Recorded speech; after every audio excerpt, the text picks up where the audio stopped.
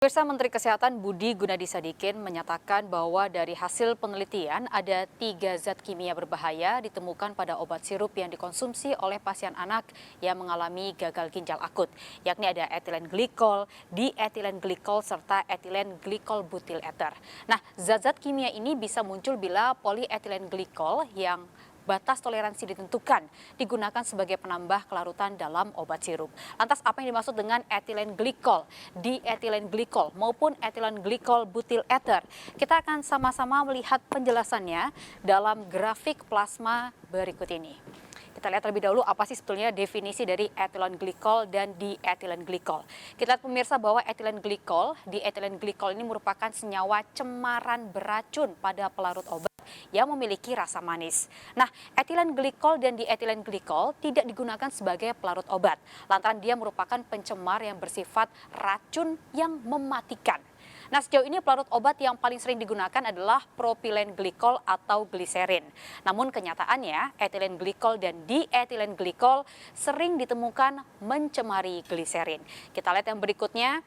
Apa sih sebetulnya fungsi dari etilen glikol ini? Nah, tidak hanya sebagai senyawa cemaran pada pelarut obat, ternyata etilen glikol merupakan penggunaan paling umum sebagai zat anti beku. Bahkan etilen glikol mampu berfungsi sebagai pendingin radiator otomotif. Nah, selain penggunaan anti beku, etilen glikol digunakan sebagai bahan dalam cairan hidrolik. Kemudian juga ada tinta cetak, bahkan sebagai pelarut cat.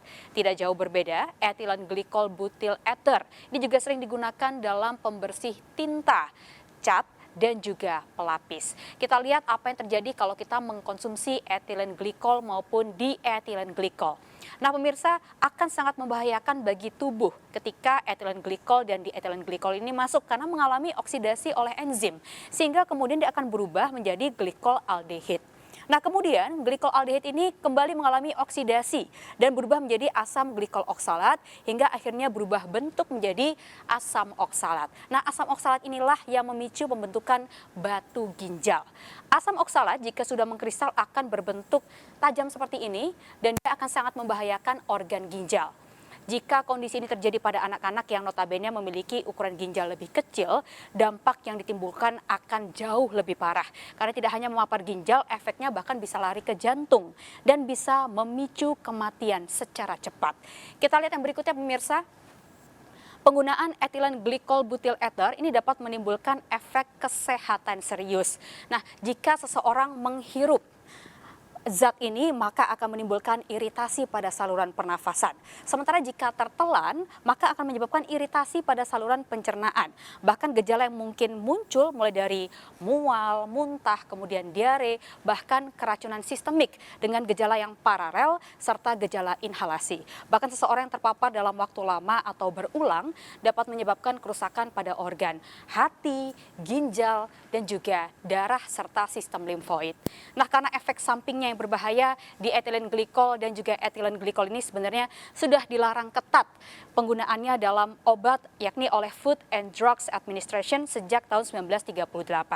Namun kasus serupa ternyata pernah terjadi di India pada tahun 1998 dengan kasus sedikitnya 150 anak meninggal dunia akibat dietilen glikol yang terkandung dalam obat flu. Oknum produsen farmasi nakal masih saja menggunakan 2 senyawa ini yakni etilen glikol dan dietilen glikol karena mudah diproduksi serta murah dibandingkan dengan pelarut-pelarut lainnya. Nah, pemirsa, jangan sampai anak-anak kita menjadi korban. Oleh karena itu BPOM harus bekerja ekstra cepat dan juga keras untuk mengaudit produsen obat serta memastikan bahwa senyawa berbahaya ini tidak terkandung dalam obat yang dikonsumsi oleh anak-anak Indonesia.